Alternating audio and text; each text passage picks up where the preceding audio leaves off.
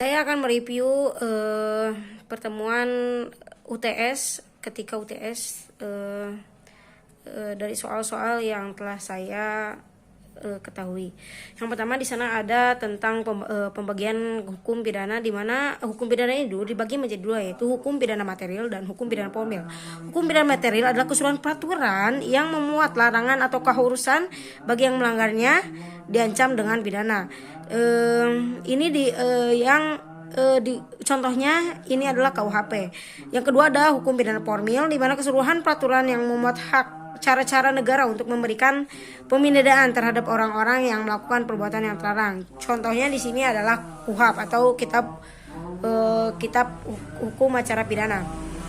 Yang kedua, soal kedua itu di mana fungsi fungsi dari hukum pidana. Di sini ada dua, yaitu fungsi umum dan fungsi khusus. Fungsi umum hukum pidana yang pertama mengatur kehidupan masyarakat atau menyelenggarakan tata dalam masyarakat.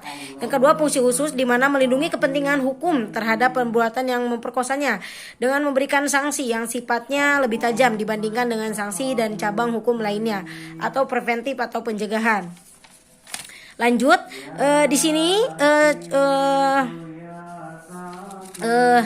soal selanjutnya yaitu teknik atau cara merumuskan tindak pidana. Yang pertama ada 3, yaitu yang pertama hanya memberikan nama yuridis atau kualifikasinya tanpa menyebut unsur-unsurnya. Contohnya ada di dalam pasal 351 KUHP. Yang kedua hanya menentukan unsur-unsurnya tanpa memberikan kualifikasinya atau nama yuridisnya, misalnya pada pasal 281. Yang ketiga memberikan kualifikasi dan unsur-unsur suatu nama yuridisnya, misalnya pasal 363 KUHP.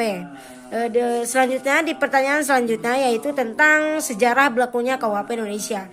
Sebelum adanya KUHP Indonesia sebenarnya awalnya ini berasal dari WVS NI atau Wetboek van Strafrecht Nederland Indi, mulai pasal 75 RR Jungto pasal 131 IS sejak 1 Januari 1918 berubah menjadi WVSNI. Selanjutnya melalui Undang-Undang Nomor 1 Tahun 1946 WPSNI berubah menjadi KUHP yang sekarang kita pakai, sebelum nanti tahun 2024 akan diganti menggunakan KUHP Produk Indonesia.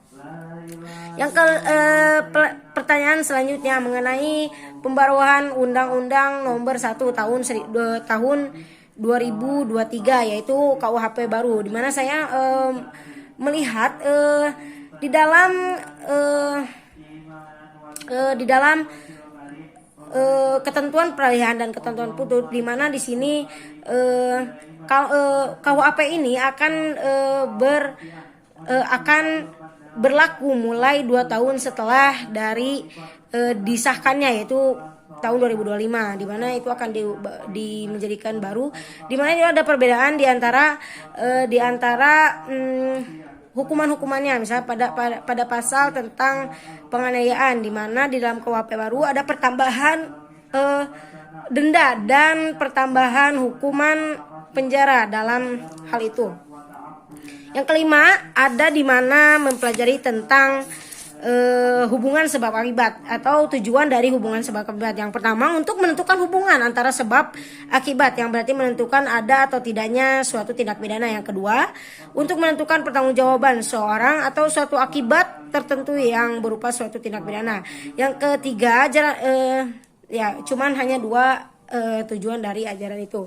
Saya mengambil contoh yaitu teori generalisasi. Teori generalisasi ini di mana contohnya ada seorang pembantu akan diperintah oleh seorang majikannya untuk membeli gula misalnya ke warung, tetapi dalam keadaan di mana saat itu hujan lebat, petir dan angin kencang sekali. Tetapi karena adalah suatu perintah yang harus dilaksanakan oleh pembantu itu, akhirnya pembantu itu melaksanakan tugasnya walau menghadang petir dan